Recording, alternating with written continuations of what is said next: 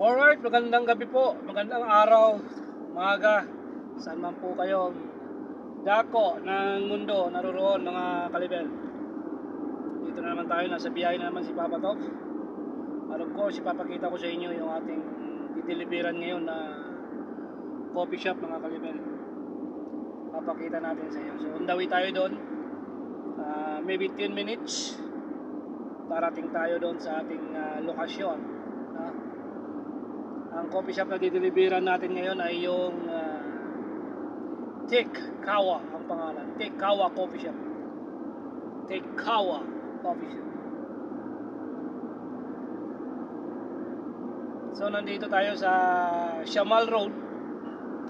Kasi galing tayo ng Umsalal. Actually, sakop to ng Umsalal at saka Shamal Road. So pabalik tayo ng city.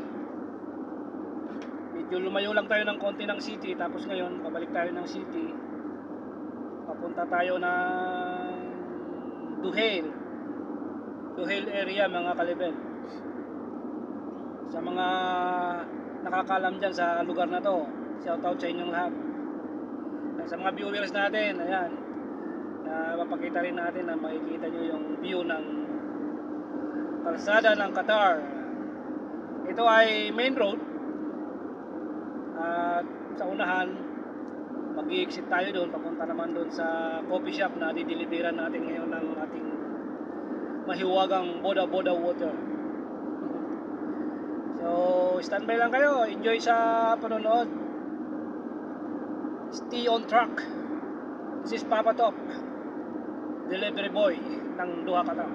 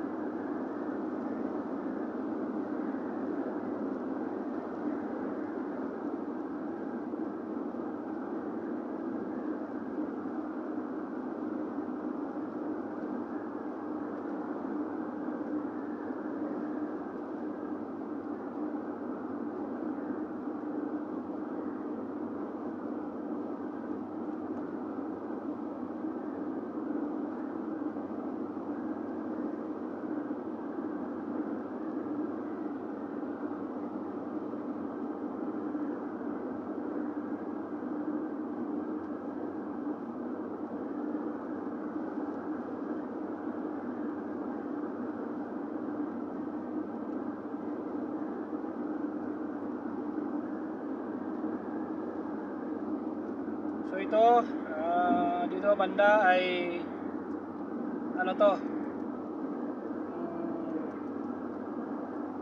Doha Festival Mall. Itong area na to, yung bridge na yan, papunta yan ng overpass na yan ay papunta ng DFC Mall. At yung kabila naman, kanan, papunta ng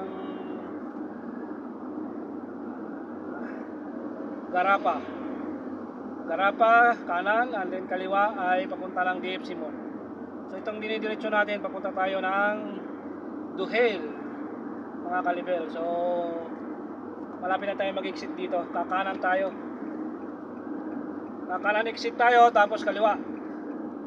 Pagdating natin sa overpass, kakaliwa tayo.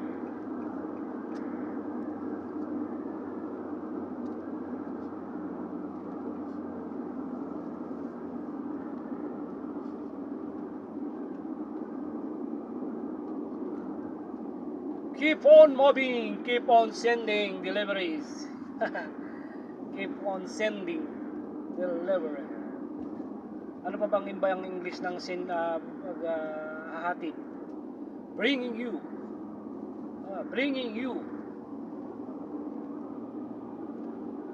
our service. Ano bang magandang tawag? Sending or pag sending kasi padala, nag-send ka, nagpadala, di ba? Pag nag-deliver ka naman, ano bang tawag doon? Deliver. So kakaliwa tayo, kaso nabutan tayo ng stoplight. So stop tayo. Naka-red, baka madali tayo ng camera. So kumaliwa na tayo. Hintay tayo na mga 1 minute. 1 minute to 2 minutes hanggang 3 minutes bago mag-go yan. So 2 to 3 hanggang 2 to 3 minutes lang naman yan. Kasi ano lang to, maliit lang na stoplight dito. Pero kung malaking ano, hanggang abutin ng minsan 5 minutes. So dito, mga 3 minutes lang yan. Baka wala pa nga.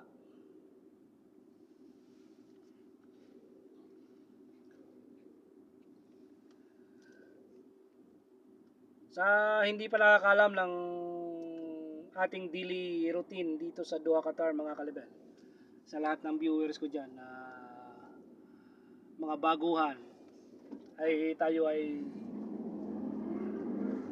all around driver, delivery, same time tayo ay salesman, all around na tayo. Pero yung visa natin nakalagay doon ay driver, only a driver tayo yung visa natin dito. Pero actually yung trabaho natin, kasi nasa company tayo, kung ano yung paggawa ng company natin, no choice tayo, talagang susunod tayo. Alam mo naman mga Pinoy na pag-aaralan naman yan, mga trabaho na yan. Trabaho ng salesman, kaya naman natin yan. Delivery, kaya natin yan. Driving, merchandiser, mga common na ginagawa ko. Salesman, merchandiser, tapos ikaw pa yung nagdi-deliver, tapos ikaw pa yung driver. So package na. Nasa iyo naman yan. Kung gusto mo, okay, go mo. Pero kung hindi mo naman type, gusto mo driving lang talaga, hanap ka lang ibang company, di ba? Meron naman talaga ganon, kasi meron mga driver na may mga helper. Ako kasi nag-iisa lang. So sa akin lahat. May mga driver na, lalo na mga trucking na malalaki, ay sa kanilang cargo lang, pag naikarga na, dadrop nila, ibang tao na yung magdadrop naman, mag-unload ng items nila, di ba? Pero dito sa akin lahat. So nandito na tayo, malapit na tayo dito sa ating location. Nandyan yung ating customer. Ang Tikhawa Coffee. Yeah. Una ka na. Madali ka eh. Yan dito sa gilid natin. Nakikita natin yung Tikhawa Coffee. Yan. So dito lang tayo. Nandyan si ate. Magdi-deliver tayo dito. Alright.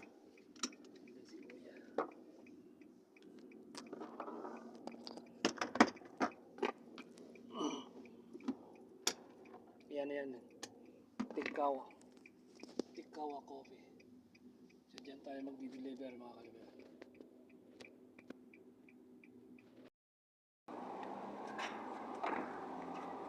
So yan guys, ang Tikhawa. So ang delivery natin, papareceive lang natin dito. So isa pa, bali 5, di ba? Alright, 4 pa lang yun. Yan ang Tikhawa.